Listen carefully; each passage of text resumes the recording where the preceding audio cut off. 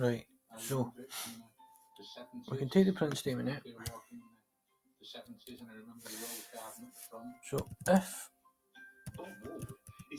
random number, which is spelled right this time, random numbers is the variable. So if random number was equal to 1,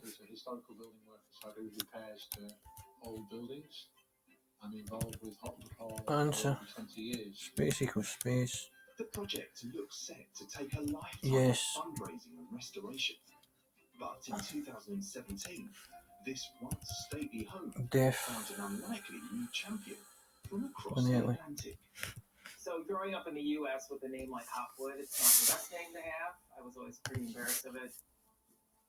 My grandfather was named Hopwood too, and he always used to talk about a Hopwood castle in England. And I just thought it was a fairy tale or a bedtime story. Next, write an else if statement. Much about it, and really interested in genealogy, and also interested on the origins of the name. So one night I was doing some surfing online, looking at ancestry sites, and I came across Hopwood Hall. So independent filmmaker Hopwood was astonished when his research revealed that thousands of miles away, his ancestral home was still standing. I saw a picture and it just blew my mind. Random. It was love at first sight. So I found an email address that was connected to the hall. Equals By the time that I woke up the next morning, I already had responses from the council and the caretaker and other people saying, "When are you coming to England?" Hopwood couldn't resist and hopped on a plane. Random number is equal to 2. Answer is assigned to the phrase, it is decidedly so. It reminded me of the way I felt. The answer will be... There's still so much beauty in it, even though it was derelict at the time. It was, the fireplaces were still there. The wood carvings dating back to the 1400s. Some of the carvings were built before America was discovered. Just felt like, how can I turn my back on this? It really changed my life in a way that I felt like I needed to get involved and help rescue it and bring it back before it was lost forever. Caught up in the project, Hopwood left his life in Hollywood and relocated to Middleton to throw his weight behind the restoration effort. It was an amazing move, and I knew it had to be done in order to spearhead the project.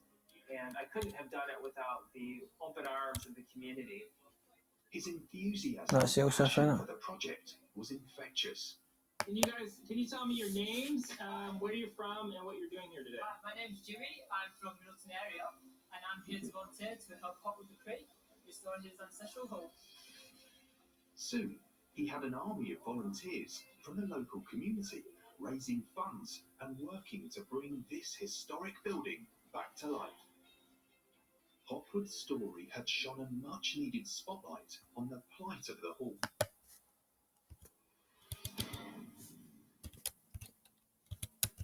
But publicity about the hall's renovations also attracted some unwanted visitors.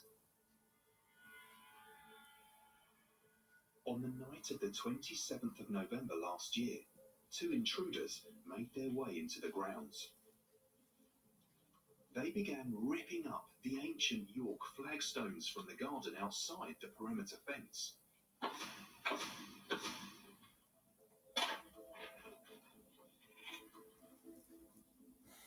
They removed dozens of the historic stones, worth thousands of pounds, transporting them in a wheelbarrow. It's got to be in the same line. Before loading them into a van parked nearby.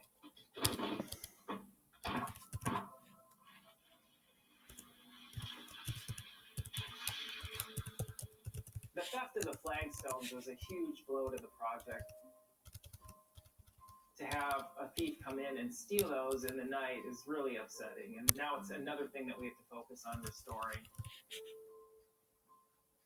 Those stones have been around the building for 300 or 400 years, and for them to be taken away is like taking someone's memory. And the cost of replacing the stolen flagstones is more than the community group can raise.